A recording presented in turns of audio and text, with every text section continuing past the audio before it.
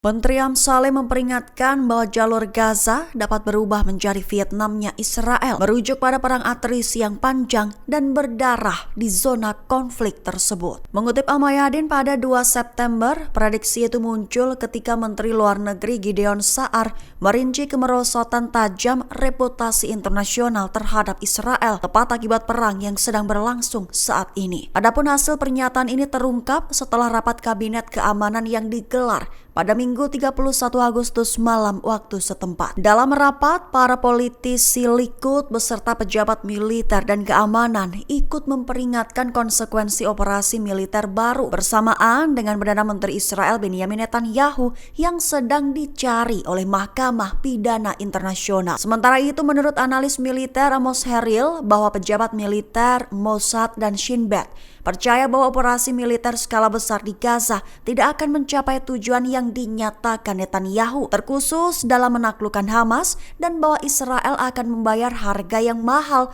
tanpa mencapai hasil yang diinginkan.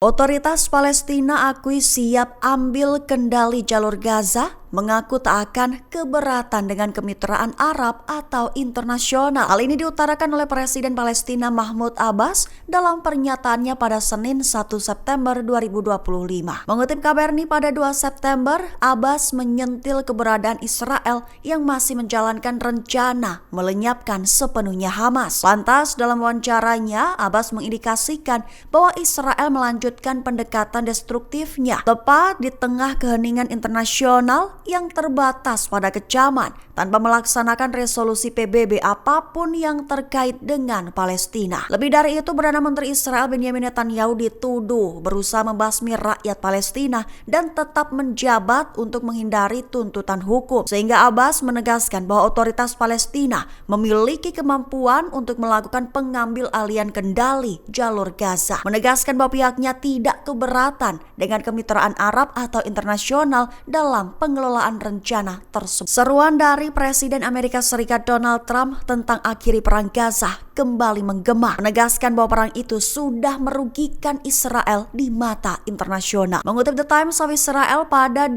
September, seruan Trump ini kembali menggema paru-paru ini. Lebih tepatnya dalam wawancara, Trump mulai menegaskan kembali keyakinannya di mana Israel perlu mengakhiri perang dengan cepat, mengingat perang itu sudah merugikannya. Merujuk pada kekhawatirannya terhadap menurunnya dukungan terhadap Israel di Amerika Serikat, termasuk di kalangan Partai Republik. Namun Trump juga telah menunjukkan dukungannya terhadap rencana Israel untuk mengambil alih kota Gaza. Menegaskan dalam beberapa pekan terakhir bahwa Yerusalem harus menyelesaikan tugasnya melawan Hamas dan mengklaim bahwa perlawanan Palestina tersebut hanya akan membebaskan sandera yang tersisa setelah dihancurkan.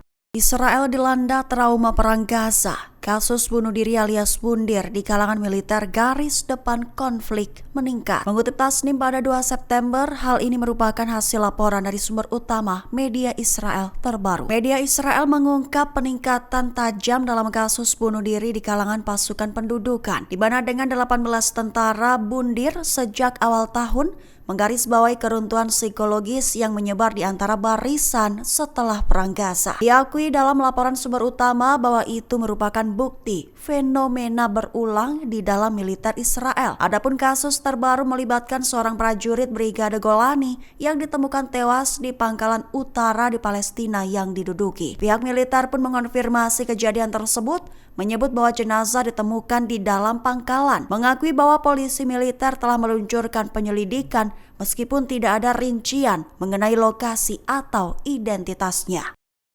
Upaya pembunuhan terhadap perwira intelijen Palestina di kota Tamon, tepi barat, dilaporkan gagal. Pasukan Israel justru terlihat melakukan penembakan dengan target warga sipil Palestina di Jalan Faisal Nablus. Mengutip Al-Mayadin pada 2 September, upaya pembunuhan ini dilakukan oleh unit khusus Israel pada Senin 1 September waktu setempat. Menurut sumber setempat, tentara Israel menembaki mobil sipil selama penggerebekan, melukai seorang perwira intelijen Palestina bersama istri dan anak-anaknya. Namun upaya itu dilakukan setelah beberapa jam mereka melakukan serangkaian penggerebekan di beberapa wilayah di tepi barat. Adapun akibatnya 3 pemuda Palestina dilaporkan terluka. Sekaligus Bulan Sabit Merah Palestina mengonfirmasi bahwa seorang warga Palestina berusia 20 tahun ditembak di kepala dengan peluru tajam di Jalan Faisal, Nablus. Korban kemudian dirujuk ke rumah sakit pemerintah Rafidiyah dan kondisinya dinyatakan serius.